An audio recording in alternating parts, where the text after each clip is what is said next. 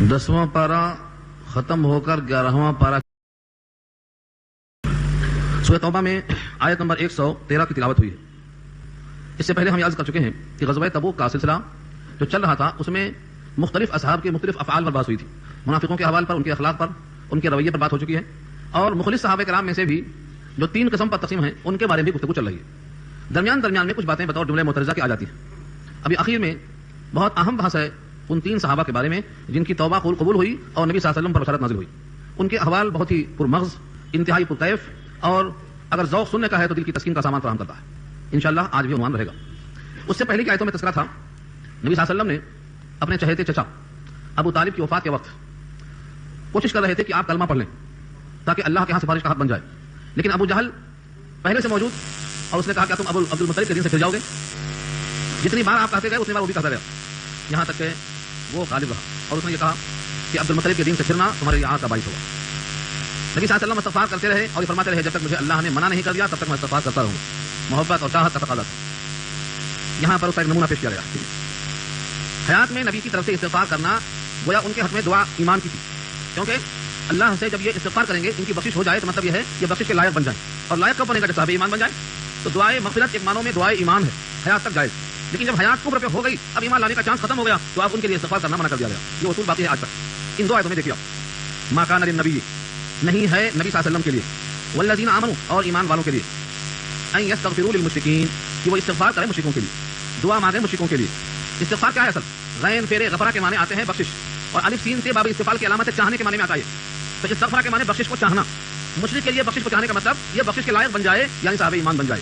صاحب ایمان بننے کی دعا کرنا جب تک حیات آتی ہے گنجائش۔ ولو کانوا اولی قربا، اگرچہ وہ قرابت داروں میں ہوں، اولی قربا، اولی مانے والے اور قربا مانے قرابت، اگرچہ وہ کتنے ہی قرابت دار ہوں لیکن مشرک ہونے کی وجہ سے ان کے لیے استغفار کرنا جائز نہیں ہے، نہ مومن کے لیے اور نہ نبیوں کے لیے۔ من بعد ما تبین، بعد اس کے کہ واضح ہو چکا ہے ان کے حق میں، من بعد ما تبین لهم، ان کے واسطے یہ بات واضح ہو چکی ہے، انہم اصحاب الجحیم، کہ وہ تو جہنم والے ہیں۔ اتنی واضح پیغام ہے اس آیت کے اندر کہ جو شخص حالت شرک میں مرے گا وہ کسی بھی حال میں اصحاب الجحیم ہے، اس کے لیے کسی کی سفارش، کسی کی دعا، کوئی چیز کارگر نہیں ہوگی۔ اس سے ہمیں یہ بات اچھی طرح سے معلوم ہو گئی کہ کسی کے لیے سب سے اہم چیز یہ ہے کہ پہلے وہ شرک سے بچے، شرک سے بچے اور کلمے کا اعتراف کرے۔ کلمہ پڑھ لینے کے بعد اب اس کے اندر اس کے دل میں کیا ہے، ایمان ہے نہیں ہے، اس کا محاسبہ بندے کے ذمہ نہیں، اللہ کے ذمہ۔ چنانچہ آپ کو یاد ہوگا واقعہ سورہ نساء میں ایک قافلہ گزرتے ہوئے آ رہا تھا بکریوں کے ساتھ۔ انہوں نے جب دیکھا اسلام کا لشکر آ رہا ہے تو جلدی سے انہوں نے السلام علیکم کہا اور اپنے کلمے کا اظہار کیا۔ اس وقت ان کے سردار تھے اسامہ ابن زید یا زید بن حارثہ۔ انہوں نے کہا کہ یہ لوگ اپنے کلمے کا اظہار اس لیے کر رہے ہیں کہ بکریاں بچ جائیں، یہ اندر سے ایمان نہیں لائیں، اوپر سے کلمہ پڑھ دیے، لہٰذا ان سے قتل کرو اور بکریاں ان کی مالی غنیمت بناؤ۔ ان کو قتل کر دیا گیا، بکریاں لے لی گئی۔ جب یہ واقعہ بیان کیا گیا نبی صلی اللہ علیہ وسلم کے سامنے تو آپ کا چہرہ متغیر ہو گیا، غضب کے آثار نمایاں ہو گئے اور فرمانے لگے اسامہ تمہارا اس وقت کیا حال ہوگا جب قیامت میں کلمہ استغاثہ پیش کرے گا اللہ کی بارگاہ میں، جس نے لا الہ الا اللہ پڑھ لیا تھا، تم نے اس کو قتل کر دیا، تم کیا جواب دیں گے؟ میں تمہارے فعل سے بری ہوں، اللہ کے رسول فرماتے ہیں میں تمہارے فعل سے بری ہوں۔ اتنی بار فرمایا تو صحابی کہتے ہیں میرے دل میں تمنا پیدا ہونے لگی کاش میں آج کے بعد اسلام میں آتا، کاش کہ میں آج کے بعد اسلام میں آتا۔ اس کے بعد جب معلوم ہوا تو انہوں نے کہا تھا کہ دل سے کلمہ نہیں پڑھ رہے ہیں، اوپر سے کلمہ پڑھ رہے ہیں، تو فرمایا حلا شققت قلبہ، تم نے اس کا دل چیر کر کیوں نہیں دیکھا؟ یعنی جب تم دل دیکھنے پر قادر نہیں ہو تو جو چیز دل میں ہے اس کے ہونے نہ ہونے کا فیصلہ کس طرح کر سکتے؟ یہ نبی صلی اللہ علیہ وسلم کا ہدایت نامہ اور اس واقعے کے بعد سورہ نساء کی وہ آیت کا نازل ہونا، اذا ضربتم فی سبیل اللہ فتبینوا ولا تقولوا لمن القى الیکم السلام لست مؤمنا، سفر میں ہو تم پر کوئی سلام پیش کیا، سلام علامت ہے ایمان کی، تم اس کو آگے مت ہو کہ تم مومن نہیں ہو۔ تو نساء کی آیت نازل ہوئی اور یہ واقعہ بخاری کے اندر درج ہے۔ اس سے ہمیں معلوم ہوا کہ کلمہ طیبہ پڑھنے کے بعد اب وہ مومن ہے، اب غیر ضروری شک نہیں کرنا جب تک کہ اس سے کوئی کلمہ کفر صادر نہ ہو یا فعل کفر صادر نہ ہو، جب تک اس سے اسلام کے اصولوں کے خلاف کوئی بات واضح نہ ہو تب تک ہمیں غیر ضروری شک کرنا نہیں ہے، دل کا حال اللہ کے حوالے۔ تو اس آیت کا پیغام یہ ہے کہ نبی صلی اللہ علیہ وسلم کے لیے اور ایمان والوں کے لیے یہ جائز نہیں کہ مشرکوں کے حق میں استغفار کریں، اگرچہ وہ کتنے ہی قرابت دار ہوں، بعد اس کے کہ واضح ہو چکا کہ وہ جہنم والے ہیں۔ یہ واضح ہو چکا کا مطلب کیا ہے؟ وفات ہو گئی کفر پر، اب ایمان کی توقع ختم، کیونکہ ایمان لانے کا جو آخری حصہ ہے وہ ہے آخری دن۔ اس آخری دن میں دیکھ لیا کہ وفات ہو گئی کفر پر، تو اب ایمان لانے کا کوئی امکان باقی نہیں ہے، تو اب اس کا جنت میں ہونا یقین ہو گیا، لہٰذا اب اس کے حق میں استغفار جائز نہیں۔ اس دن سے پہلے استغفار کیوں جائز تھا؟ کہ استغفار مانا ایمان کی دعا، یا اللہ اس کی مغفرت فرما، یعنی اس قابل بنا کہ صاحب ایمان بن جائے اور دھلائی ہو کر مغفرت کے لائق بن جائے، یہ ہے دعا۔ اب یہاں سے ایک اشکال ہوتا ہے کہ حضرت ابراہیم نے اپنے باپ کے لیے استغفار کیا تھا اور قرآن میں آپ نے کہا ہے کہ ابراہیم کی پوری حیات تمہارے واسطے نمونہ ہے، ابراہیم کی پوری زندگی شروع سے آخر تک قد کانت لکم اسوۃ حسنۃ فی ابراہیم، 28واں پارہ، ابراہیم کی پوری حیات تمہارے واسطے نمونہ ہے۔ اور ابراہیم نے اپنے باپ کے حق میں استغفار کیا تھا، اور ابراہیم کے باپ بت پرست تھے، مشرک تھے، لہٰذا ہمیں بھی حق پہنچتا ہے کہ استغفار کریں۔ اس کا جواب صاف آ گیا، وما كان استغفار ابراہیم لابیہ الا عن موعدۃ وعدها اياه، اس آیت میں جواب دیا اللہ کیا کھول کے پیغام دیا. ابراہیم جیسے پیغمبر جو اللہ کے خلیل، جن کے بارے میں اللہ خود کہتے ہیں ہر امتحان میں کامیاب ہوا. ابراہیم الذی وفا وفادار، جتنی بار آزمائش کے اندر ڈالا گیا کامیابی دی. وہ اسی طرح ابراہیم ربہ بکلمات فاتمہ، وہ ابراہیم جن کی پوری حیات نمونہ ہے، انہوں نے بھی اپنے باپ کے واسطے استغفار کیا تو اللہ نے منع کر دیا، کہا یہ استغفار کے لائق نہیں. جو اللہ کا نہیں ہے وہ تمہارا کیسے ہو سکتا ہے؟ باپ ہی صحیح. اس سے یقین کرو کہ اللہ کے پاس ایمان کی کتنی قدر ہے اور شرک سے کتنی نفرت. اور شرک کی نفرت کے لیے اللہ نے کیسی کیسی مثالیں پیش کی، اتنی پیاری پیاری مثالیں پیش کی ہیں خود آیتوں کے اندر. سورہ نحل پارہ 14 میں ایک غلام کی مثال دی. ضرب اللہ نے مثال بیان کی. ضرب اللہ دو دفعہ استعمال ہے، وہاں دو غلاموں کا ذکر کیا گیا. ایک غلام ایسا ہے جسے کئی مالک ہیں، وہ بہتر ہے، یا وہ غلام جس کا ایک ہی مالک ہے، کون سا بہتر ہے؟ پھر آگے چل کر پوچھا، سوال کیا کہ تمہارا غلام ہے، کیا تم کبھی برداشت کرو گے کہ تمہارے برابر ہو جائے وہ کھانے میں، پینے میں، سونے میں، اوڑھنے میں، ہر طرح تمہاری ہی طرح وہ انسان ہے، لیکن اتفاق سے وہ تمہارا غلام ہے. تم یہ چاہتے ہو کہ وہ تمہارے برابر ہو جائے؟ جب تمہارے برابر والے انسان کو تم برابر دیکھنا پسند نہیں کرتے ہو تو تم کسی مخلوق کو خالق کے برابر کیسے پسند کرتے ہو؟ سمجھایا رب کریم. اور سورہ فاتحہ کی تفسیر میں بات کر چکا ہوں، وہاں بھی سمجھایا اللہ تعالیٰ نے بہت واضح پیغام دیا. نبی صلی اللہ علیہ وسلم نے نفسیات کا ایسا سبق دیا ہے، نفسیات تاکہ لوگ اس پر غور کرتے. حضرت سعد بن معاذ سامنے ہے، پوچھا اگر تم میں سے کوئی اپنی بیوی کے ساتھ غیر مرد کو دیکھے تو کیا کرے گا؟ سعد بن معاذ نے کہا میں تلوار لے کر 4 ٹکڑے کر دوں گا، 2 مرد کے 2 عورت کے. آپ نے گستاخی محسوس نہیں کیا؟ صحابہ کے ساتھیوں نے کہا سعد بڑے غیرت مند ہیں، اس واسطے ایسا بولتے ہیں، یہ گستاخی نہیں ہے. فرمایا سعد یہ تمہاری غیرت ایمانی ہے، تم اس چیز کو برداشت نہیں کر سکے. اور سنو تم سے زیادہ میں غیرت مند ہوں، انا اغیر منک. اور آگے سنو واللہ اغیر منی، اور مصطفیٰ سے بھی زیادہ غیرت مند اللہ ہے. جب کوئی شخص اپنی پیشانی کو اللہ کے غیر کے سامنے دیکھتا ہے تو اللہ کو ایسے ہی جلال آتا ہے اس بندے پر، تو اسے 4 ٹکڑے کر دو. لیکن تحمل ہے، حلیم ہے، اور اس نے مہلت دیا ہے کہ شاید توبہ کر لے، شاید باز آ جائے، شاید کلمہ پڑھ لے، شاید پھر سے وفادار بن جائے. لیکن یہ مہلت اس کی حیات کی آخری سانس تک باقی رہتی ہے. وہ آخری سانس بھی چلی گئی، مہلت کھو بیٹھا، اب دائمی طور پر جہنم کا حقدار بن گیا، چاہے وہ ابراہیم کے والد ہوں یا نبی صلی اللہ علیہ وسلم کے چاچا ہوں یا نوح کا بیٹا ہو، نوح اور لوط کی بیویاں ہو، کوئی بھی ہو. اللہ کے نام میں ایک ہی اصول ہے کہ جو میرا ہے وہ تمہارا ہو سکتا ہے، اور جو میرا نہیں ہے وہ تمہارا نہیں ہو سکتا ہے. تمہارا کوئی بھی رشتہ ہو، تمہارا رشتہ جو مجھ سے ہے، معبود ہونے کا، مخلوق تمہارے ہونے کا، یہ رشتہ اتنا مضبوط ہے کہ تم کو یہ عہد کرنا پڑے گا جو اللہ کا نہیں وہ میرا نہیں. یہ کہوایا حساب کرنا. تم استغفار بھی نہیں کر سکتے، جس پر اللہ کا جلال ہے، اللہ کا عتاب ہے، تم استغفار کیسے کر سکتے ہو؟ اس لیے واضح کر دیا وما كان استغفار ابراہیم لابیہ الا عن موعدۃ وعدها ایاه، اور نہیں تھا ابراہیم کا استغفار کرنا لابیہ اپنے باپ کے لیے، الا مگر عن موعدۃ، موعدہ کہتے ہیں وقت موعود، زمانہ موعود، ایک وقت مقررہ کو موعدہ کہتے ہیں. وعدها ایاه، اس مغفرت کا انہوں نے وعدہ کیا تھا اپنے ابا سے. کب وعدہ کیا تھا یاد ہے؟ نہیں یاد ہے تو آگے سورہ مریم کا انتظار کرو. سورہ مریم یہ بات آئے گی جب ان سے باپ کی بات انبن ہو گئی اور ان کی نصیحتیں قبول نہیں کی گئی اور گھر سے نکال دیا گیا. ابراہیم گھر سے چل پڑتے ہیں، کہتے ہیں قال سلام علیکم، تم پر سلامتی ہو. وہاں جملہ ہے سأستغفر لك ربی انه كان بی حفیظ، میں ان قریب آپ کے لیے اپنے رب سے استغفار کروں گا، میرا رب بہت مہربان ہے. گھر سے جا رہے ہیں، جدا ہو رہے ہیں. ہمارے آج کے نوجوان تو گھر سے نکلتے وقت لال کر دیں گے، کون کر دیں گے، لیکن یہ ابراہیم کی وفاداری دیکھو، گھر سے بے گھر ہو رہے ہیں، ملک سے باہر جا رہے ہیں، کوئی ٹھکانا نہیں، کوئی گھر نہیں، کہاں جائیں گے. لیکن اس حال میں شفقت بات کے ساتھ یہ ہے کہ میں اپنے رب سے آپ کے حق میں استغفار کروں گا، میرا رب بہت مہربان. اس وعدے کی بنیاد پر ابراہیم نے اپنے رب سے استغفار کیا، اس وعدے کی بنیاد پر استغفار کرتے رہے، کرتے کرتے جب ان کا اسی کو پہ انتقال ہو گیا، فلما تبین له، جب یہ بات ظاہر ہو گئی ان کے لیے، انه عدو للہ، کہ وہ تو دشمن ہے اللہ کا. عدو للہ کون ہے؟ جو شرک پر مر جائے وہ اللہ کا دشمن ہے. اب سوچو اللہ نے اپنی اس کتاب میں اس کو اللہ کا دشمن کہا ہے جو شرک پر مر جائے. آج کتنے انسان ہیں جو ہماری کائنات میں، ہمارے گھروں میں شرک پہ پیدا ہوتے ہیں، شرک پہ جوان ہوتے ہیں، شرک پہ مر جاتے ہیں، اور ہم ان کے ساتھ کاروبار معاملات کرتے ہیں، کھاتے پیتے ہیں، آتے جاتے ہیں، لیکن کبھی اللہ کی توحید ان کے سامنے پیش کرنے کی ضرورت نہیں کرتے. ایسوں کے درمیان ہم جیتے ہیں اور ہماری حس بیدار نہیں ہوتی ہے. اخبارات تو آپ پڑھتے ہوں گے کہ مسلمان پھر سے اسلام سے پھر جا رہے ہیں، یہ خبریں آ رہی ہیں، لیکن ہم شہر چھوڑ کر، مزے چھوڑ کر گاؤں والوں کی خبر لینے کو تیار نہیں. اپنے وسائل اللہ نے بہت دیے ہیں، لیکن ان وسائل کا استعمال ہم نہیں کرنے کو تیار. تو یہ دشمن ہے اللہ. جب معلوم ہو گیا کہ وہ دشمن ہے اللہ کے، تبرأ منہ، ان سے براءت کا اظہار کر دیا، میں بری، اب استغفار نہیں، تبرأ منہ، براءت کا اظہار کر دیا. جب معلوم تھا کہ یہ مشرک ہیں تو ابراہیم نے اپنے باپ کے لیے استغفار کیا کیوں؟ جب معلوم ہے کہ وہ شرک پر قائم ہے، توحید پر قائم نہیں ہے، تو کیوں استغفار کرنے کی ضرورت کیا؟ اس کا جواب دیا کیونکہ طبعی طور پر ابراہیم بڑے حلیم متبع تھے، غیروں کے لیے کھلتے تھے، اجنبی کے لیے اللہ کا پیغام پہنچاتے تھے، تو والد تھے، ان کے احسانات ان کے سر پر. جواب دے دیا ان ابراہیم لأواہ حلیم، بے شک ابراہیم اواہ، بہت آہ کرنے والا. جب بھی کوئی مشرک دکھائی دیا اس پر آہ کرتے. اواہ کا ترجمہ مفسرین نے کئی کیے ہیں، اواہ بہت آہ بھرنے والا. جب کبھی قرآن کا ماحول دیکھا تو کھڑتے تھے. پوری قوم بتوں کی پوجا کرتی ہے تو کہا دیا تم لوگ میلے میں جاؤ، میں تو بیمار ہوں. یہ بیماری کیا ہے؟ دم بھرنا. تم تو مزے اڑاؤ عید کے، لیکن ابراہیم تو بیمار ہے تمہارے حرکتوں کو دیکھ کر، اتنی ثقیل. چنانچہ سب چلے گئے میلے میں، یہ نہیں کہ کیا کرتے رہے، آہ بھرتے رہے امت کے لیے. تو اواہ کے معنی آہ بھرنے والا. ایک ترجمہ کیا ہے؟ اواہ کے معنی اللہ کی طرف رجوع ہونے والا، ہمیشہ اللہ کی طرف مائل، کیسی ہی مشقت ہو اللہ کی طرف متوجہ ہوا کرتے. اور حلیم کے معنی بردبار، تحمل مزاج، جس کے اندر قوت برداشت بہت ہو. اس لیے انہوں نے اپنے باپ کے حق میں استغفار کیا تھا. ان دو آیتوں سے کیا معلوم ہوا؟ جب تک حیات ہے ان کے حق میں استغفار ہے، اور یہ بات طے ہے کہ اگر وہ شرک پہ مر جائیں تو اللہ کے دشمن ہے، جہنم والے ہیں. اور اگر قرب پہ کوئی انسان چلا گیا، انتقال ہو گیا، کسی کی سفارش سے وہ جنت کا حقدار نہیں بن سکتا. یہ واقعہ یہاں تو نہیں ہے لیکن سورہ حج پارہ 17 میں آ رہا ہے. ترتیب کے ساتھ بات ہے واضح کر دیتا ہوں. محشر کے میدان میں ابراہیم اپنے والد سے ملاقات کریں گے. امام بخاری کتاب التفسیر میں سورہ حج کی تفسیر کرتے ہوئے اس واقعے کو نقل کرتے ہیں کہ والد کی ملاقات ہوئی ابراہیم سے. حالت دیکھ کر ترس آیا. پوچھتے ہیں ابا جان میں نے پہلے ہی کہا تھا کہ تم پر کہیں اللہ کا عذاب نہ آ جائے, تم رحمان کی بات نہیں مانتے ہو. انی اخاف ان یمسک عذاب من الرحمن, پہلے بول چکا تھا مگر تم نے میری بات نہیں مانا. بیٹے آج تیری بات مانوں گا, آج تیری بات کا انکار نہیں کروں گا. حالانکہ وہ دن اب بات منوانے کا نہ ماننے کا ہے, لیکن پھر بھی صفت حلیم ابھر کے آئی اور اللہ کی طرف متوجہ ہو گئے. محشر کے میدان میں اللہ سے کہنے لگے اللہ آپ میرے خلیل, میں آپ کا خلیل, اور آپ نے وعدہ کیا ہے کہ میں تجھ کو محشر میں رسوا نہیں کروں گا. محشر میں اس سے بڑی رسوائی کیا ہو سکتی ہے کہ میرے باپ کا یہ حال ہے, میرے باپ کا یہ حال ہے, اس سے بڑی رسوائی کیا ہو سکتی ہے. یقین دن بعد حالہ اللہ تعالیٰ نے فرمایا حرمت الجنت علی الکافرین, حرمت الجنت علی الکافرین, میں نے کافروں پر جنت کو حرام کر دیا ہے. جنت نہیں مل سکتی, ہاں رسوائی کا علاج کر سکتا ہوں, اور وہ یہ ہے کہ اپنے دونوں ٹانگ کے بیچ میں نیچے دیکھو تو کیچڑ میں بجو کی شکل میں ان کے باپ لوٹ پوٹ رہے ہیں. ان کو اٹھا کر جہنم میں پھینک دیا گیا اور کہا گیا اب تم اپنے باپ کو اصلی حالت میں کبھی نہیں دیکھو گے. یہ امام بخاری نے حدیث نقل کیا ہے کتاب التفسیر جلسانی سورہ حج آیت نمبر 2 کے تحت.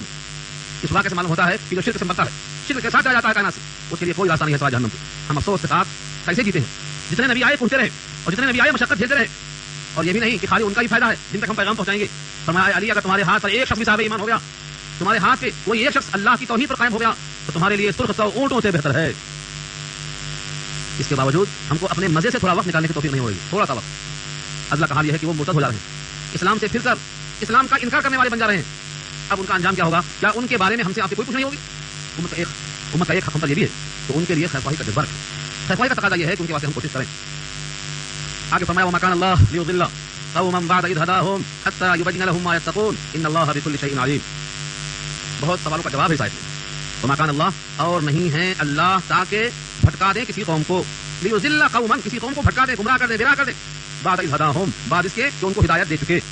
کسی کو ہدایت مل چکی, پھر اس ہدایت ملنے کے بعد اللہ اسے گمراہ کر دے, اللہ ایسا نہیں کریں گے. ہاں حتى يبين لهم ما يتقون, یہاں تک کہ واضح کر دے ان کے لیے کہ وہ کس کس چیز سے پرہیز کریں, کیا کریں کیا نہ کریں. جب تک یہ واضح نہ ہو جائے تب تک اللہ اسے گمراہ نہیں کریں گے. مطلب کیا ہوا؟ اب اگر کوئی قوم گمراہ ہوتی ہے ہدایت کے بعد تو ان تک یہ بات پہنچتی ہے کہ کیا کریں اور کیا نہ کریں. جو نہیں کرنا چاہیے وہ کرنے لگتے ہیں تو اس کی نحوست سے وہ پھر ہدایت سے محروم ہو جاتے ہیں اور گمراہی میں چلے جاتے ہیں. سورہ ذات میں پارہ 13 کے اندر فرمایا ان اللہ لا یغیر ما بقوم حتى یغیروا ما بانفسهم, جب تک اپنی حالت خود نہیں بدلنے کی فکر ہوتی ہے اللہ کسی قوم کو تبدیل نہیں کرتے. آج کے ماحول میں اس کی سخت ضرورت ہے کہ ہم اللہ پر ہر چیز نہ ڈال دیں. اللہ نے کہا ہے محنت کرو, کر محنت تو کھا نعمت, محنت کرتے ہیں تو نعمت کھاتے ہیں. ایسے ہی یہ بھی ایک محنت ہے, اس محنت کا ثمرہ وہاں ملنے والا, اس لیے ہمیں محنت کرنا ہے اور کوشش کرنا ہے, تیاری کرنا ہے. آگے فرمایا ان اللہ بكل شيء علیم, بے شک اللہ ہر چیز کو جاننے والے, ہر چیز کو جاننے والے. اس آیت سے ہمیں ملتا ہے سبق کہ اللہ نے نبیوں کے ذریعے, کتابوں کے ذریعے, نائبین کے ذریعے, رہبروں کے ذریعے, ہادیوں کے ذریعے یہ بات واضح کر دیا ہے کہ ہمیں کیا کرنا چاہیے کیا نہیں کرنا چاہیے. بعض اعمال کی نحوست ہوتی ہے کہ ایمان کے بعد آدمی پھر جائے, پھر سے صاحب ایمان ہو کر پھر مرتد ہو جائے. چنانچہ آپ کو وہ دعا یاد ہوگی, نہیں تو یاد کر لو. نبی صلی اللہ علیہ وسلم کثرت سے دعا پڑھتے تھے, کیوں پڑھتے تھے؟ اور قرآن میں دعا سکھلائی گئی ہے ربنا لا تزغ قلوبنا بعد إذ هديتنا, اے پروردگار, اے ہمارے پروردگار ہمارے دلوں کو ٹیڑھا مت کر دے بعد اس کے کہ آپ نے اس دل کو ہدایت پر رکھ دیا ہے. یہ دعا کا مطلب کیا ہے؟ ہمیشہ دل پلٹتا رہتا ہے, اضطراب میں کسی عمل کی نحوست سے کہیں پلٹ نہ جائے کہ جہنم میں چلا جائے. جب تک ایمان پر خاتمہ نہ ہو جائے مطمئن ہو کر بیٹھنا نہیں چاہیے. ربنا لا تزغ قلوبنا بعد إذ هديتنا وهب لنا من لدنك رحمة إنك أنت الوهاب. یہ دعا قرآن میں سکھلائی گئی ہے, ہمیں پڑھنا چاہیے اور سمجھ کر دعا کرنا چاہیے کہ ہمارا دل جو ایمان پر باقی ہے, توحید پر باقی ہے, یہ ہمیشہ ایسا باقی رہے, کہیں پلٹ نہ جائے. اس کی فکر دلائی اللہ نے, یہ آیت سے گزر چکی ہے. اور نبی صلی اللہ علیہ وسلم بھی اس آیت کے ساتھ مزید دعا سکھا کے چلے گئے. اللهم یا مصرف القلوب, اللهم یا مقلب القلوب ثبت قلبی علی دینک, ثبت قلبی علی طاعتک, میرے دل کو اپنی اطاعت پر, میرے دل کو اپنے دین پر باقی رکھیے. یہ دعا فرمایا, ان دعاؤں کا اہتمام کرنا چاہیے. ان اللہ له ملک السماوات والارض, بے شک اللہ کہ اس کے لیے بادشاہت ہے, سلطنت ہے آسمانوں کی اور زمین کی. یحیی و یمیت, جلاتا ہے وہی, مارتا ہے وہی, کسی کی موت اور کسی کی حیات اس کے بغیر نہیں, ساری کائنات کی موت و حیات کا وہی ضامن ہے. یحیی و یمیت, یہ بھی توحید کا حصہ ہے. ہم سمجھتے ہیں کہ ہمارے گھر میں ہماری ملکیت, ہمارے شادی خانے میں ہماری ملکیت, ہماری محفل میں ہماری ملکیت, ہم جو چاہیں کریں. اللہ فرماتے ہیں تمہاری ملکیت نہیں ہے, ملک السماوات والارض, زمین و آسمان کی بادشاہت ان کی ہے, تم ان کے بادشاہت میں ہو کر بغاوت کر رہے ہو. پڑھا پڑھ کر اندازہ نہیں ہے, شادی خانہ ہم نے خرید لیا ایک رات کے لیے صحیح, اب ہم جو چاہیں گے کریں گے. یاد رکھ لو, نہ آپ زمین کے مالک, نہ شادی خانے کے مالک, نہ پڑھاتے کے مالک, نہ پیسوں کے مالک, آپ یہ سب بغاوت کر رہے ہیں. شیطان کی اتباع مت کرو کہا اللہ نے. شیطان کس نے دیکھا؟ شیطان کے پاؤں کو دیکھا, سر کو دیکھا. اتباع نہ کرو کا مطلب کیا ہے؟ جہاں جہاں انسان سنت چھوڑتا ہے وہی جگہ ہے شیطان کی اتباع کی. سورہ نور میں اللہ فرماتے ہیں یا ایھا الذین آمنوا لا تتبعوا خطوات الشیطان ومن یتبع خطوات الشیطان فانہ یأمر بالفحشاء والمنکر. ایمان والو, شیطان کی اتباع مت کرو. شیطان حکم دیتا ہے فحش کا, منکرات کا. تو جب آپ نے شادی خانے کے اندر منکرات کیا تو کس کے حکم سے کیا؟ یہ سنت چھوڑنے کا وبال ہے, نقد. شیطان کی اتباع میں لگ گیا پھر. جب سنت کوئی چھوڑتا ہے تو اس جگہ سمجھ لو کہ شیطان کی اتباع شروع ہو گئی. اور شیطان کی اتباع کرنا در حقیقت جہنم کے راستے پر چلنا دونوں برابر ہے. اس لیے آیت میں کہا گیا ہے زمین و آسمان کی ملکیت اللہ کی, وہی مارتا اور جلاتا ہے. اور اگر اس کو تم نے پیش میں اور غصے میں اور غضب میں لانے کے افعال کیے تو سمجھ لو وما لکم من دون اللہ من ولی ولا نصیر، نہ کوئی ولی ہے نہ کوئی نصیر ہے تمہارے واسطے اللہ کو چھوڑ کر. اس کا جلال، اس کا عتاب، اس کا غضب اگر نازل ہو گیا، تمہارا نصیر کون؟ نصرت کرنے والا، ولی حمایت کرنے والا کون؟ کوئی نہیں. آج دیکھ رہے ہیں آپ سارے عالم میں ہمارے افعال، ہمارے عقائد، ہمارے افکار کی خرابیوں کی وجہ سے ایسے طوفان آئے کہ ہمارا کوئی حمایتی نظر نہیں آتا. بے بس نظر آتے، بڑے بڑے بادشاہ بڑے بڑے مجرموں کو تلوار پیش کرے تحفے میں. کیوں؟ بے بس مجبور ہو کر پیش کریں. وہ شاید وہ اندر سے کچھ نہ ہو لیکن مجبور ہے اپنی کمزوری ایمان وہ پیش کرنے پر. ایسے مجرم کو جس کی گردن مار دینا چاہیے تھا ایسے موقع پر، لیکن تلوار پیش کرنا کیوں؟ یہ ان کی مجبوری، بے بس. یہی یہاں اللہ نے واضح کیا ہے، زمین و آسمان کے درمیان اس کی بادشاہت ہے، وہی جلاتا اور مارتا ہے. اگر تم نے اس کو ناراض کر دیا تمہارا کوئی ولی نہیں، تمہارا کوئی کاساز نہیں. ہاں اگر تم نے توبہ کیا سچی اور سچے مراحل میں اپنے دل کی گہرائیوں سے اللہ کی عظمت کا اظہار کیا تو حالات مشکل ضرور ہوں گے لیکن اللہ قادر ہے وہ کھول کر رکھیں گے. اس لیے مثال دیا ہے یہ 3 آیتوں میں. یہ 2 آیتیں جب میں پڑھتا ہوں تو سوچتا ہوں کہ اللہ رب العزت نے کیسے کیسے صحابہ کا کیسا امتحان لیا. شدت کا امتحان ہے یہ 2 آیتیں خاص طور سے. لقد تاب اللہ علی النبی والمہاجرین والانصار، اللہ نے توبہ قبول کیا. تاب اللہ علی، میں نے پہلے کیا تھا آپ سے، توبہ کے بعد الی آئے تو توبہ کرو، اور توبہ کے بعد علی آ جائے تو مانے توبہ قبول ہو گئی. اللہ نے توبہ قبول کر لیا. توجہ فرمایا، ادب میں ترجمہ کیا ہے تاریخ نے، اللہ تعالیٰ نے توجہ فرمایا نبی پر، مہاجرین پر، انصار پر، الگ الگ تینوں پر. یہاں سے میں پہلے اس کی تنبیہ پیش کر دوں کہ واقعہ کہا جا رہا ہے، کیا جا رہا ہے. غزوہ تبوک جس کا ذکر ہم پیچھے کئی دفعہ کر چکے ہیں. مختلف حالات پیش آئے، منافقوں کے احوال، ان کے اخلاق، ان کے کردار، ان کی سازشیں، سب پہ بات ہو چکے پیچھے. اس کا ایک حصہ یہ ہے کہ مسلمانوں میں سے 3 طبقے ہو گئے. ایک مسلمان تو وہ کہ اعلان سنتے ہی صاف نکل گئے، حالانکہ موسم شدید گرمی کا تھا، پھل پک چکے تھے اور خیال یہ تھا کہ اب یہ سیزن ہے پھلوں کو توڑ کے رکھ لینے کا. تو کچھ صحابہ تو فوراً ساتھ چلے گئے. نبی صلی اللہ علیہ وسلم کا معمول تھا کہ جب کہیں جاتے تھے سفر پہ، اگر جانا ہے اتر تو مدینے سے نکلتے تھے جنوب میں، بعد میں گھوم کے پہنچے تھے اتر کی طرف تاکہ منافقین ہمارے اس پروگرام سے کسی کو باخبر نہ کر سکے. یہ اصول تھا. لیکن لکھا ہے شاہین نے کہ یہ سفر غزوہ تبوک کا شدت حرارت میں تھا اور جن سے مقابلہ تھا وہ فوج بڑی مضبوط تھی، ٹرین فوج تھی، ان سے مقابلہ کرنا تھا. اس لیے آپ نے پیغام صاف صاف دے دیا کہ ہمیں ادھر نکلنا ہے. 10,000 کا لشکر تھا صحیح مسلم کی روایت کے مطابق، اور دوسری روایت کے مطابق 30,000 کا لشکر تھا مسلمانوں کا. یہ سب کے سب نکلے ہیں مشقت کے ساتھ، گرمی کے ساتھ، پکے ہوئے پھلوں کو باغوں میں چھوڑ کر. تو کچھ تو ساتھ چلے گئے اور کچھ صحابہ کا یہ حال تھا، ان کے دل پہلے قسمت آئے منافقوں کے ساتھ. منافق کون ہے کیسے پہچانتے؟ اس نے کہا کہاں جاتے؟ ہمیشہ تو کہے ایک بار نہیں گئے تو کیا ہوتا، ہر دفعہ گئے ایک بار نہیں گئے تو کیا ہوتا. ایسے منافقوں سے دل میں تھوڑا سا قدرت آئی کہ چلو ٹھیک ہے بیٹھ جائیں گے، نہیں جائیں گے. پھر توجہ کیا اللہ نے، پھر نکل گئے. تو ایک تو پہلے ہی محلے میں ساتھ تھے اور دوسرے کچھ کسمکائے کاہلی آئی پھر آگے بڑھے. اور تیسرا گروہ وہ ہے جو کسی عذر کے بغیر، بنا کسی عذر کے آج جائیں گے کل جائیں گے، نہیں جا سکتے. آخر چلا بھی گیا، جنگ ہو بھی گئی، واپس بھی آ گئے، مگر یہ لوگ آ گئے. ان میں سے 3 کا یہاں نام نہیں لیا گیا ہے عزت نفس کی خاطر، لیکن ان 3 کے حوالے امام بخاری نے کھول کر بیان کر دیا ہے. بلکہ ان 3 میں سے ایک کعب بن مالک ہیں، انہوں نے خود اپنے حال کو خود بیان کیا اور اتنا دلدوز ہے کہ دل دیتا نہیں. ان تینوں کے حوال انشاءاللہ آج آپ سنیں گے. تو اللہ تعالیٰ متوجہ ہوا، یعنی ان کی توبہ قبول فرمائی. علی نبی کی وجہ سے توجہ فرمائی ترجمہ کیا جا رہا ہے. اللہ تعالیٰ متوجہ ہوا نبی صلی اللہ علیہ وسلم پر، مہاجرین پر اور انصار پر. یہ کون سے مہاجر کون سے انصار؟ الذین تبعوہ، جنہوں نے نبی کی اتباع کیا. کب؟ فی ساعۃ العسرۃ، تنگی کی گھڑی میں. فی ساعۃ العسرۃ، عین سے آئے تو عسرہ، تنگی. کیا تنگی تھی؟ مشقت تھی، دھوپ تھی، پھل ختم ہو گئے تھے، باغوں میں پکنے کے قریب تھے، توڑنے کا سیزن تھا، سفر طویل تھا، مقابلہ سخت تھا. اتنے تمام مشقت کے باوجود یہ ہے عسر. اور اوپر سے کچھ لوگوں کے دل کھل جا رہے تھے منافقوں کی باتوں سے. اللہ کے الفاظ دیکھو، من بعد ما کاد یزیغ قلوب فریق منهم، بعد اس کے کہ قریب تھا کہ ٹیڑھا ہو جائے دل ان میں سے ایک فریق کا. دل ٹیڑھا نہیں ہوا، قریب تھا کہ دل ٹیڑھا ہو جائے. اللہ تعالیٰ نے صحابہ کے قلب کی تشریح کیسی کری دی، لوگوں کی باتوں سے، لوگوں کی غلط مشوروں سے اور وہاں کے حالات اور سختیوں سے. قریب تھا کہ ان میں سے ایک فریق کا دل ٹیڑھا ہو جائے، ایک گروہ کے دلوں میں کچھ تزلزل پیدا ہو جائے، لیکن پیدا نہیں ہونے دیا. ثم تاب علیہم، اللہ ان پر متوجہ ہو گیا، توفیق دے دیا، چل پڑے. یعنی ان کو بٹھانے کے واسطے حالات پیدا ہو گئے کہ پیچھے رہ جائیں، لیکن اللہ متوجہ ہو گیا. تاب علیہم، ان پر متوجہ ہوا اللہ اور توفیق دے دیا کہ نکل پڑے. یہ لفظ پھر توجہ کرو، من بعد ما کاد یزیغ قلوب فریق منهم. کادا قریب تھا، یزیغ داغ یزیغ ٹیڑھا ہونا، قلوب قلب کی جمع ہے دل، فریق مانے ایک گروہ، منهم ان میں سے ایک فریق کے دل کے ٹیڑھا ہونے کا قرب تھا، لیکن پھر ثم تاب علیہم، اللہ متوجہ ہو گیا، توفیق دے دیا. یہ 2 گروہ ہو گئے. انہ بہم رؤوف الرحیم، بے شک پروردگار ان کے ساتھ رؤوف بھی ہے، رحیم بھی ہے. رحیم بہت ہی شفیق، بہت ہی مہربان. رؤوف اور رحیم یہ 2 صفتیں اللہ کی ہیں. کتنا شفیق، کتنا مہربان. سوچ سکتے ہیں آپ کی ماں آپ پہ مہربان ہے، آپ کے باپ آپ پہ مہربان ہے. یہ مثال سمجھانے کو دینا ہے، ورنہ حقیقت وہ سنایا تھا آپ کو پہلے. محبت کے اللہ نے 100 درجے کی سنایا تھا. 1/100 دنیا میں بھیجا. ساری ماؤں کی محبت ہوتی ہے 1/100 کا حصہ. بقیہ 99% اللہ کے پاس ہے جس سے بندوں سے پیار کرتا ہے. وہ تصور رکھے سوچو رحیم اور رؤوف کا مطلب کیا ہے. مبالغہ، بے پناہ محبت ہے، بے پناہ شفقت ہے اللہ کو اپنے بندوں سے. جس نے اللہ نے خود کہا ہے تمہاری ماں تم پر شفیق، ماں نے تم کو پیدا نہیں کیا جنا. تمہارے باپ تم پر شفیق، تم کو انہوں نے پیدا نہیں کیا، ذریعہ بنے.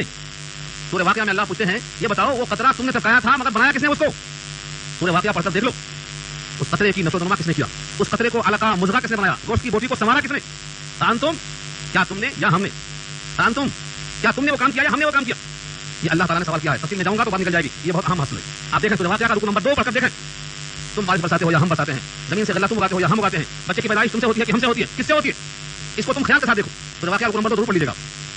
اس طریقے سے اللہ اپنے بندوں کو شفیق ہیں، رؤوف اور رحیم ہیں، متوجہ ہو گئے، ان کے دل جو قریب تھے ٹیڑھے ہونے کے پھر سیدھے رہے.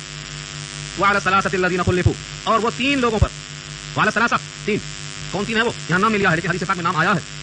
بخاری جلسانی کے اندر کتاب التفسیر ہے، اس میں یہی آیت ہے. اس آیت کے میں لکھا ہے کعب بن مالک، ہلال ابن الربیع، ہلال اور مرارہ ابن الربیع، مرارہ ہلال ابن امیہ اور مرارہ ابن الربیع اور کعب بن مالک، یہ تین ہیں. اس میں سب سے زیادہ دلچسپ واقعہ کعب بن مالک کا اپنا ہے، انہوں نے خود بیان کیا. یہ تینوں ہیں مراد، تینوں صحابہ کا ذکر یہاں پر کر دیا گیا. وعلى الثلاثة الذين خلفوا، اور ان تین پر اللہ نے توبہ قبول فرمایا. متوجہ ہو گئے الذين خلفوا، جو پیچھے رہ گئے یا جن کا معاملہ ملتوی کر دیا گیا. کیسے ملتوی کیا گیا؟ جب حضور پاک تشریف لے آئے غزوہ تبوک سے سب منافقین آ کے بیٹھے 70-80، ان سب نے عذر پیش کیا، جھوٹا عذر، مجھے یہ تکلیف تھی، مجھے یہ پریشانی تھی، میرے پاس یہ نہیں تھا، میرے گھر میں یہ تکلیف تھی، سب جھوٹی باتیں کہتے گئے اور حضور پاک سب کو سمجھتے گئے، مگر ان کے عذر کو قبول کرتے چلے گئے، سب فارغ ہو گئے. یہ تین حضرات بھی آئے. ان تینوں حضرات نے بیٹھ کر دل میں سوچا کہ اگر ہم آج جھوٹ بول دیں تو نبی تو راضی ہو جائیں گے، لیکن اس جھوٹ کی تعمیر کب تک رہے گی؟ تھوڑی دیر کے بعد اللہ خبر کر دیں گے تو ہمارا حال منافقوں کا حال ہو جائے گا. سوائے سچ کے نجات کی کوئی امید نہیں. آپ کے ساتھ رہے ہیں، جانے کا ارادہ تھا مگر نہیں جا سکے، کوئی عذر نہیں ہمارے پاس. یہ تینوں حضرات کون ہیں آپ کو اندازہ ہے؟ یہ تینوں حضرات بدری صحابی ہیں، بدری صحابی. کعب بن مالک کہتے ہیں جب سب چلے گئے غزوہ تبوک میں اور مدینے میں دیکھا تھا دائیں بائیں تو صرف منافق نظر آتے تھے، کوئی پائی نہیں. یا تو کچھ بیمار تھے جو بستر پر تھے، کمزور ضعیف بوڑھے تھے، یا منافق تھے، باقی کوئی نہیں تھا. دل میں خیال آتا تھا کہ اب کیا ہوگا، اب کیا ہوگا. پھر پتہ لگا کہ ایسا ہے جس کے ایسے حال گزرے ہوں. لوگوں نے کہا دو آدمی اور ہیں، مرارہ ابن ربیع اور ہلال ابن امیہ، یہ دو ہیں، دونوں انصاری ہیں، دونوں بدری صحابی ہیں. اور کعب بن مالک کہتے ہیں کہ میں تو بیعت عقبہ ثانیہ میں نبی کے ساتھ تھا اور ہر جنگ میں ساتھ تھا سوائے بدر کے. یہ نہیں تھے بدر میں، کعب بن مالک بدر میں نہیں تھے. وہ فرماتے ہیں کہ بدر میں اس واسطے نہیں تھا کہ حضور اچانک چلے گئے بدر کی جنگ کرنے کے لیے، باقاعدہ نفور عام میں ہوا. لیکن میرے نزدیک بیعت عقبہ ثانیہ میں رہنا بدر میں رہنے سے بھی افضل ہے، کیونکہ پہلی عید تھی وہاں میں شریک تھا، ہر جنگ کے اندر شریک تھے، سوائے غزوہ تبوک کے اور بدر. ان کا اپنا حال بیان کرتے ہیں، قرآن نے خود یہاں بیان کیا ہے. پہلے الفاظ دیکھ لو، جب کرتا ہوں حتی اذا ضاقت علیہم الارض بما رحبت، یہاں تک کہ جب زمین ان پر تنگ ہو گئی اپنی کشادگی کے باوجود. جملہ اردو میں مشہور ہے عرصہ حیات تنگ ہونا یا زمین کا تنگ ہو جانا، یہ محاورہ ہے. حتی اذا ضاقت، یہاں تک کہ جب تنگ ہو گئی علیہم الارض ان پر زمین بما رحبت اپنی فراخی کے باوجود. وضاقت علیہم انفسہم، اور تنگ ہو گئی خود ان پر ان کی اپنی جان تنہائی میں. کیوں؟ جب سوئی نہیں ملتی تھی، ہمیشہ غم آتا تھا میں نے کیا کر لیا. وظنوا ان لا ملجا من اللہ الا الیہ، اور گمان کرتے کہ نہیں ہے کوئی ملجا، کوئی ٹھکانہ، کوئی پناہ کا من اللہ، اللہ کے مقابلے میں، الا الیہ مگر اسی کی طرف. اس لیے سچ بولنا ہے، اس لیے ہمیشہ متوجہ ہونا ہے. اب یہاں یہ آیت مکمل کرنے سے پہلے حضرت کا واقعہ امام بخاری نے تفصیل سے بیان کیا ہے، میں بہت ہی مختصر کرتا ہوں، بہت طویل ہے، بہت طویل واقعہ ہے. وہ فرماتے ہیں سب چلے گئے، مدینے میں کوئی نہیں، واپس آئے. میں نے کہا عذر پیش کر دوں تو شاید بچ جاؤں، دل میں خیال آیا اگر جھوٹ بول دیا تو کیا ہوگا بعد میں. اسے اعلان کر دیا گیا. کچھ صحابہ تھے جن کی تعداد 10 لکھی ہے، 10 کے 10 پیچھے آ گئے تھے، لیکن 7 حضرات نے اپنے آپ کو ستون سے باندھ لیا اور ان کو اللہ نے معاف کر دیا. وہ سب کے سب چھٹی پہ چلے گئے 7 کے ساتھ. اس میں واقعہ تھا ابو لبابہ کا جو پیچھے گزر چکا. لیکن یہ 3 حضرات نے اپنے آپ کو نہیں باندھا، گھروں میں رہ گئے، جس میں سے 2 بوڑھے تھے، ہلال ابن ربیع، مرارہ. یہ دونوں کے دونوں بوڑھے تھے، کمزور تھے. کمزور سے مراد یہ نہیں کہ بہت کمزور تھے، مطلب نسبتاً ان کی عمر پختہ ہو گئی تھی، اپنے گھروں میں رہ گئے. لیکن حضرت کعب نوجوان تھے، صاحب ثروت اور دولت تھے، تنومند تھے اور جنگ میں آگے آگے رہتے تھے. یہ گھروں میں نہیں رہے، آتے جاتے نمازوں میں شریک ہوتے.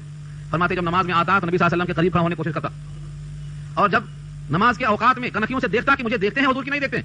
وہ فرماتے ہیں کہ مجھے ایسا احساس ہوتا تھا کہ جب میں نہیں دیکھتا ہوں تو حضور مجھے دیکھتے ہیں، اور جب میں دیکھتا ہوں تو نگاہ پھیر لیتے ہیں. یہ کیفیت انہوں نے بیان کیا، طویل قصہ بیان کیا انہوں نے. 40 راتیں گزری اسی کشمکش میں. 40 راتیں گزرنے کے بعد ایک قاصد آیا نبی صلی اللہ علیہ وسلم کی طرف سے، اور وہ حذافہ تھے. انہوں نے کہا حضور نے حکم دیا ہے کہ اپنی بیویوں سے الگ رہو. 40 رات کے بعد. اس کے بعد کیا ہوا؟ ہلال ابن ربیع، ان کی بیوی خولا تھی. انہوں نے جا کر کہا کہ اللہ کے نبی ان کی تو آنکھیں بھی کمزور ہیں، ان کو عورتوں کی تو خواہش نہیں ہے، لیکن بڑھاپے کی بنا پر اگر آپ کہیں تو میں خدمت کر لوں ان کی. کہا خدمت سے نہیں روکا گیا ہے، قربت سے روکا گیا ہے. وہ خاتون کو اجازت مل گئی ساتھ رہنے کی. دوسرے انصاری صحابی ان کا بھی وہی حال تھا. لیکن کعب بن مالک کہتے ہیں میں نے اپنی بیوی کو کہا تو میں چلے جاؤں، نہ رہے بانس نہ بجے بانسری، تصور نہیں، بھیج دیا گھر میں. اس طریقے سے 50 راتیں گزر گئی. 50.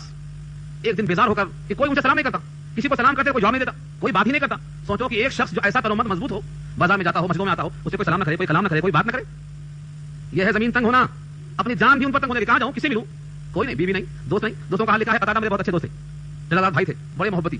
ایک دن جوش میں آ کر ان کے باغیچے کی دیوار پھاڑ کے ان کے پاس پہنچا، السلام علیکم کہا، انہوں نے کوئی جواب نہیں دیا. میں نے کہا تم تو جانتے ہو میں تمہارا گہرا دوست ہوں، کوئی جواب نہیں دیا. تم کو معلوم ہے میں اللہ اور رسول سے محبت کرتا ہوں، کوئی جواب نہیں دیا. تم کو معلوم ہے کہ میں سچا مسلمان ہوں. اس کے بعد انہوں نے اتنا کہا اللہ رسول عالم، اللہ کو معلوم، اللہ کو رسول کو معلوم، مجھے نہیں معلوم. ان جملوں سے روتے ہوئے واپس آئے اور زمین واقعی تنگ ہو گئی، حیات تنگ ہو گئی. کوئی ملنے کو تیار نہیں، کسی میں نفرت نہیں، کسی میں قدرت نہیں. لیکن نبی کا ایک اعلان، ایک حکم تھا. قتادہ کے پاس یہاں کون تھا؟ تنہائی میں بات کر سکتے تھے، کچھ کانا پھوسی ہو سکتی تھی، نہیں. قتادہ محبت کے دوست تھے مگر اس کے باوجود ایک لفظ نہیں کہا. تنہائیوں میں بھی نبی کے حکم کا اعلان کا احترام کرتے تھے. چلے گئے. ابھی بازار میں گئے. بازار میں جب پہنچے تو دیکھے کہ ایک شخص گھوڑے پر بیٹھ کر اعلان کر رہا ہے کہ بھائی تمہیں کوئی کعب بن مالک ہیں؟ اور بتائے گا پتا کعب بن مالک کا. لوگوں نے دور سے کہا دیکھو وہ جا رہے ہیں، اشارہ کر دیا میری طرف. وہ میرے پاس آیا، اس نے خط پیش کیا. یہ ملک شام سے آیا ہوا قاصد ہے، ملکہ جو بادشاہ تھا غسان کا، اس غسان کے بادشاہ کا خط لگا ہے. اس نے خط حوالے کیا. खत में क्या लिखा है? खत में लिखा है, सुना है तुम्हारे नबी ने तुमको दूर कर रखा है, तुम्हारा असहयात तंग कर रखा है, तुम्हारा बाइकाट कर रखा है, तुम दुनिया में जिल्लत के वास्ते पैदा नहीं किए गए हो, तुम तो बड़े रईस हो, अगर तुम चाहो तुम्हारे पास तुम्हारे लिए मौका है, हाजिर हो जाओ। ये खत पढ़ा, कहा इन्ना लिल्लाहि व इन्ना इलैहि राजिऊन। अब मेरा ये हाल हो गया कि काफिरों को मुझे उम्मीद हो गई, गमों के साथ घाल होकर गए, एक तंदूर थी, रोटी पक रही थी, वहां पर जाकर खत पढ़ा लिया। ये उनका वाकया वो खुद बयान करते हैं, इसको आप बीती कहा जाता है। किसी ने मिलाया नहीं, आप बीती है। हाँ, हो सकता है मेरे ताबीर में कुछ कमी कसर हो जाए, क्योंकि वहां तो अरबी में है और मैं उसको उर्दू में कर रहा हूं, हो सकता है ताबीर में कहीं गलती हो जाए, कोई जुमला छूट जाए, तवील हदीस। इस तरीके से वो पेश करते रहे। नबी सल्लल्लाहु अलैहि वसल्लम की जनाब में आते, नमाजों में शरीक होते, कोई आपसे कुछ बोलता ना चलता, इस तरह गुजर गए। जिस रात उम्मे सलमा आपके साथ थी, 3 बजे 4 बजे यानी तहज्जुद के वक्त में इनकी तौबा कबूल होने की आयत नाज़िल हुई, यहां वही मौजूद है, तुम मताब आ रही लिया तो फिर अल्लाह ने उन पर तवज्जो फरमाया ताकि वो तौबा कबूल कर ले। इन्नहु हुवा तव्वाबुर रहीम, बेशक वो तौबा कबूल करने वाला है, बेशक वो तौबा कबूल करने वाला है। सच्चे थे, दिल में सच्चाई थी, दिल में तलब थी, सच्ची मोहब्बत थी, सच का सहारा लिया और हुजूर का हुक्म था मन सदका नजा, जो सच बोलेगा नजात पाएगा। इन्होंने तो कहा अगर मैं झूठ बोलता तो सब बचले में बच जाता, लेकिन मैंने कहा कि इन मुनाफिकों के साथ हो जाऊंगा और अगर सच बोलूंगा वक्ती नाराजगी होगी, लेकिन बाद में अल्लाह मुझे माफ करेंगे क्योंकि तव्वाबुर रहीम है। चुनांचे उनकी तकरीर देती हूँ, हुजूर पाक के पास पहुंचे, जो उन्होंने कहा कि मैं मुनाफिक नहीं हूं और मैंने निफाक नहीं रखा दिल में, ना आपकी मुखालफत है, ना इस्लाम से बगावत है, ना कोई इन्हिराफ है, फिर तुम जंग में क्यों नहीं साथ आए जबकि तुम्हारे पास दो सवालियां थी। और फरमाते हैं मैं कभी भी इतना ताकतवर, इतना मजबूत, इतना लायक जंग के लिए कभी नहीं हुआ था जितना अब था, मगर मैं नहीं आ सका, सिवाय सच के और कोई सरोकार नहीं था। हुजूर सल्लल्लाहु अलैहि वसल्लम ने फरमाया कि इनकी बात तो सच है ये, लेकिन फैसला अल्लाह करेंगे। जब ये आयत नाज़िल हुई तो रात ही में उम्मे सलमा ने कहा बहुत परेशान है वो, आयत आ गई है, रात ही में इत्तला कर दे ताकि वो खुश हो जाए। आपने कहा रात में इत्तला करेंगे तो अभी लोगों का हुजूम हो जाएगा, रातों के मामलात में फर्क आएगा, ना तहज्जुद होगी, ना दुआ होगी, ना नींद होगी, ना आराम होगा, बल्कि रात बेचैनी में हो जाएगी, इसलिए बेहतर है सुबह तक इंतजार करो। सुबह हुई, नमाज में आपने पूरा ऐलान कर दिया। अब हर शख्स चाहता था कि जिनका दिल जख्मी है उनको हम मसरूफ करें, पहले हम पहुंचे। 2 सहाबी दौड़ के पहुंचे। रावी बयान करते हैं काब बिन मालिक खुद 2 आदमी दौड़ के आए। एक आदमी जो पीछे रह गया, सबसे पहले वो बजाय पहुंचने के एक पहाड़ी का नाम है सिला पहाड़ी, उस पर चढ़ गए और पहाड़ पे चढ़ के जोर से कहा काब मुबारक हो, तुम्हारी तौबा कबूल हो गई। कहते हैं घोड़े वाला सवार देर से पहुंचा, ये पहाड़ी की आवाज जल्दी पहुंची और घोड़े पर आने वाले कौन थे? उमर फारूक थे और पहाड़ी पर चलने वाले अबू बकर सिद्दीक थे। साहबे किराम के दिल में आपस में कितनी मोहब्बत थी कि जल्दी से खुद पैगाम पहुंचा दूं। फजर की नमाज में जब काब बिन मालिक तशरीफ लाते हैं तो सबसे पहले तलहा इब्न उबैदुल्लाह खड़े होते हैं और मुबारकबाद पेश करते हैं और मुसाफा करते हैं। वो फरमाते हैं काब बिन मालिक की तलहा का मुसाफा करना और मुबारकबाद देना मैं कभी नहीं भूलूंगा। पूरे 50 दिन के बाद पहला शब्द है जिसने सलाम किया मेरे, 50 दिन के बाद सलाम हुआ, मुबारकबाद मिली, ये तलहा इब्न उबैदुल्लाह। वही शब्द के साथ उनके हवाले बयान करते हैं। नबी सल्लल्लाहु अलैहि वसल्लम के पास आने से पहले वो बयान करते हैं कि जैसे आवाज सामने पड़ी सलाम पहाड़ से, मैंने कहा पहले सजदा अल्लाह को कर लूं, सजदे में पड़ गया बड़ी फरहत के साथ, रोते हुए दिल के सूर के साथ कि अल्लाह ने तौबा कबूल फरमाई। जब बारगाह साहब में हाजिर हुए आपने कहा तुमको मुबारक हो, तुम्हारी तौबा कबूल हो गई। फरमाया अल्लाह के रसूल कि आपकी तरफ से ऐलान है या अल्लाह की तरफ से? सहाबा का सवाल देखो, ये मेरी तौबा के कबूल होने का ऐलान आपकी तरफ से है या अल्लाह की तरफ से है? फरमाया ये ऐलान अल्लाह की तरफ से है। क्या शुरू था और क्या उनका यकीन था? तौबा का यकीन ऐसा होना चाहिए, तौबा ऐसा करेंगे हम तो इंशाअल्लाह हमारी तौबा भी कबूल होगी। वो जानते थे कि अल्लाह रात से वाकिफ है, दिनों से वाकिफ है, सच्चाई की फतह होने वाली है, झूठ का भाटा खुलने वाला है। चुनांचे वो 80 मुनाफिकीन ने नबी को जो खुश कर दिया था उसे बताकर पूरों का हाल खुल गया नहीं खुल गया। या तज़रूना इलैकुम इज़ा रजातुम इलैहिम, या पीछे पड़ चुके हैं आप, वो कसमें खाते रहे, आपको खुश करते रहे, लेकिन सब मुनाफिक हैं, अल्लाह उनसे राज़ी नहीं हो सकता, सबके हाल खुल गए। तो काब बिन मालिक का ये पूरा वाक़या बता रहा है कि हमें हमेशा सच्चाई के साथ जीना है और अपने अल्लाह को अपना हमराज बनाकर चलना। ऐसा नहीं है तन्हाई में कर ले, अल्लाह को खबर नहीं है, हमें हमारा तमाम मामला अल्लाह के दरमियान हो। जब कोई बात हो अल्लाह से मुहासबा, कोई बात हो अल्लाह के सामने पेशी हो। जब बंदा अपने तमाम हालात अल्लाह पर रखा रहेगा तो इसके दिल में इस्तिग़फ़ार होगा और उसकी तवज्जो अनाबत रुजू इलाहियत पुख्ता होते जाएगी। देखिए आयत अल-फातिह से मतलब वअला सलासतिल लज़ीना खुलिफू, और वो 3 हज़रात जो पीछे रह गए थे या जिनका मामला मुअत्तल कर दिया गया था, 50 दिन तक के लिए मुअत्तल कर दिया गया था। यह खुलिफू के माने उनके हाल को मुलतवी कर दिया गया, अल्लाह फैसला करेंगे। कितने दिन के बाद किया फैसला? 50 दिन के बाद। शाहीन लिखते हैं कि ग़ज़वा तबूक में जाना, वहां पर जंग लड़ना और वहां से आना, ये पूरा 50 दिन लगा था। इसीलिए अल्लाह ने 50 दिन का बाइकाट इनको करवाया। तुमने 50 दिन नबी का साथ छोड़ा था, अब 50 दिन यहाँ छोड़कर देखो सजा कैसी दिया। देखो तुमने नबी का साथ छोड़ दिया था 50 दिनों के लिए अपनी मर्जी से दुनिया की खातिर, लिहाजा अब 50 दिन तक तुम यहाँ रहकर छोड़ देता करो, तुमसे कोई बात नहीं करेगा, तुमसे कोई सलाम नहीं करेगा। यह है खुलिफू, तुम्हारा मामला मुलतवी कर दिया गया। यहाँ तक कि जब तंग हो गई उन पर उनकी जमीन अपनी कुशादगी के बावजूद, और तंग हो गई उन पर उनकी जान, और गुमान करने लग गए कि नहीं है कोई पनाहगाह अल्लाह के मुकाबले में सिवाय अल्लाह की तरफ, फिर तौबा किया। फिर अल्लाह ने उन पर मुतवज्जह होकर उनकी तौबा को कबूल फरमाया ताकि उनकी तौबा कबूल हो जाए। अल्लाह तौफीक देने वाले हैं। इन्नल्लाह हुवा तव्वाबुर रहीम, बेशक अल्लाह वही तव्वाब है वही रहीम है। यहाँ पर हमारा रुकू मुकम्मल हो गया, लेकिन 2 आयतें इससे करीब पर हैं जो बहुत जरूरी हैं इसके साथ जोड़ने के लिए। ये सब क्यों पेश आया? इल्लत बयान करने के लिए। रुकू तो हमारे लिए है, रुकू की तस्लीम नहीं है। रुकू की तस्लीम तारों की तस्लीम से मजमून तस्लीम नहीं होता, मजमून तस्लीम होता है सूरतों की तस्लीम। चलता जा रहा है। ये 3 हज़रात पीछे क्यों रह गए? उसके दिल करीब था कि तेरे हो जाए ना जाए जंग में। ये क्यों हुआ? इसलिए कि साथ में मुनाफिकीन थे, उन्होंने कहा यहाँ बहुत धूप है, बड़ी गर्मी है, बड़ी शिद्दत है। ये साथ में रहने वालों की नहूसत है। इसलिए आगे फरमाया अल्लाह ने या अय्युहल्लज़ीना आमनू तक़ुल्लाह व कूनू मअस-सादिक़ीन, ऐ वो लोग जो ईमान ले आए हो अल्लाह से डरो और सच्चों के साथ रहो। सच्चों के साथ का, सच्चों के साथ आने का मतलब यह है जो हर हाल में सच बोलें। हज़रत काब कहते हैं जब मैंने देखा कि सच्चाई की बुनियाद पर मुझे बशारत मिल गई और बशारत भी ऊपर से नीचे तक आई, तो मैंने आहद कर लिया कि अब जिंदगी में कभी भी ज़बान पर झूठ का लफ्ज़ नहीं आने दूंगा। क्या इस वाक़े से हमारे लिए और हमारे बच्चों के लिए और हमारी औरतों के लिए ये काफी नहीं है कि हम आज आहद कर लें कि जिंदगी में अब हम झूठ नहीं बोलेंगे? क्या भाई आहद करेंगे? हमारी ज़बान पर झूठ नहीं आएगा, क्योंकि झूठ से आर्जी फायदा होता और सच से दायमी फायदा होता। جھوٹ سے دنیا شاید مل جائے لیکن آخرت تباہ ہو جاتی ہے. جھوٹ منافقوں کی علامت میں سے ہے. جھوٹ سے منہ سے بدبو آتی فرشتے دور ہو جاتے. اس لیے ہمیں اچھوں کے ساتھ رہنا ہے اور سچوں کے ساتھ رہنا ہے. اور یہ جو محفل آپ کو آج میسر ہے قرآن کریم کی شکل میں, یہ بھی سچوں کی محفل ہے. اس میں جو بھی آتا ہے وہ اللہ کی خاطر, قرآن کی خاطر, اپنے ایمان کی خاطر آتا ہے. یہ بھی صحبت کا بہت اعلیٰ درجہ. اب یہاں سے کچھ لوگ جو رہ گئے تھے ان کو نصیحت کی جا رہی ہے. نصیحت بڑی اہم ہے اور اس میں بہت اہم پیغام ہے کہ نبی کے ساتھ تم لوگ نہیں گئے. دل گوارا کیسے ہوا کہ نبی جائیں تکلیف میں اور تم آرام میں رہیں؟ دل میں یہ بات آئی کیسے؟ نبی مشقت میں جائیں, سفر میں جائیں, الفتوں میں جائیں, جھنجھٹوں میں جہاں خطرہ ہے جان کا وہاں نبی جائیں, اور تم اپنے گھروں میں رہو. تمہارے دل میں خیال آیا کیسے؟ تنبیہ فرمایا ما کان لاہل المدینہ ومن حولہم من الاعراب, نہیں ہے مناسب اہل مدینہ کے لیے, لاہل المدینہ مدینہ والوں کے لیے, ومن حولہم من الاعراب اور ان کے اطراف جو دیہات والے ہیں, ان یتخلفوا عن رسول اللہ کہ وہ پیچھے رہ جائیں اللہ کے رسول کو چھوڑ کر, ولا يرغبوا بانفسهم عن نفسه اور نہ چاہیں اپنی جان کو نبی کی جان کے مقابلے میں. اللہ اکبر. یعنی انہوں نے اپنی جان کو عزیز سمجھا نبی کی جان کے مقابلے میں. نبی تو مشقت میں جا رہے ہیں, جنگ میں جا رہے ہیں, تکلیف میں جا رہے ہیں, اور یہ اپنی جان کو بچانے کے چکر میں. کیا مطلب ہوا؟ ولا يرغبوا بانفسهم, خود میں رغبت اور خود میں شفقت اور خود میں چاہت مت رکھو, عن نفسه نبی کی جان کے مقابلے میں. یہ سب کیوں؟ ذالک بانہم, یہ سب اس واسطے فرمایا جا رہا ہے. ذالک بانہم, یہاں سے ریزن تمہیں نبی کے ساتھ ہونا چاہیے, اپنی جان سے زیادہ نبی کی جان کو اہم سمجھنا چاہیے. کیوں؟ ذالک بانہم, یہ ہے ریزن, یہ ہے اس کی وجہ. بانہم, اس وجہ سے کہ لا یصیبہم ظمأ, نہیں پہنچتی ہے ان کو کوئی پیاس, ولا نصب اور کوئی تھکن, ولا مخمصۃ اور کوئی بھوک, فی سبیل اللہ, اللہ کے راستے میں. ولا یقعون موطئا یغیظ الکفار, اور نہ وہ رونقتے ہیں کسی وادی کو جس میں جانے سے کافروں کو غصہ آتا ہو.